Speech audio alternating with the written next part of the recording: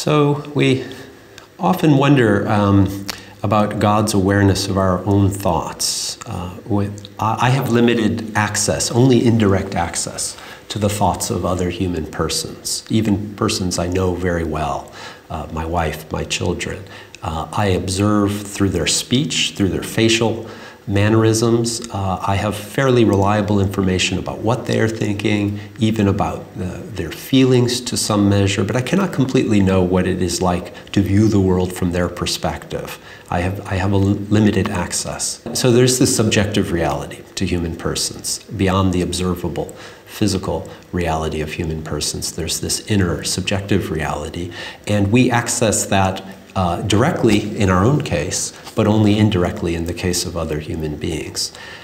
God, as a perfect knower, would be able to access my thoughts. Certainly, theologians have traditionally thought that God knows our innermost being, as a psalmist, the Hebrew psalmist, wrote.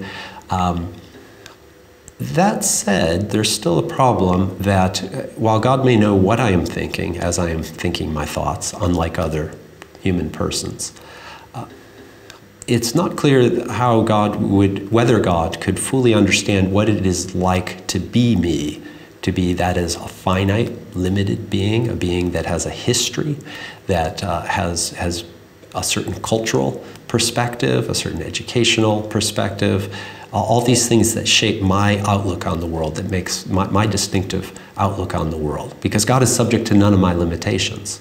God doesn't have these sorts of contingent facts true of him. So can God then, is there an aspect of reality, namely the subjective life of human persons and of other conscious animals, that is unknowable to God? Here I think Christian theology offers a way of seeing how God might overcome that limitation. Because according to traditional Christian theology, God became fully human in the person of Jesus Christ, and without ceasing to be divine.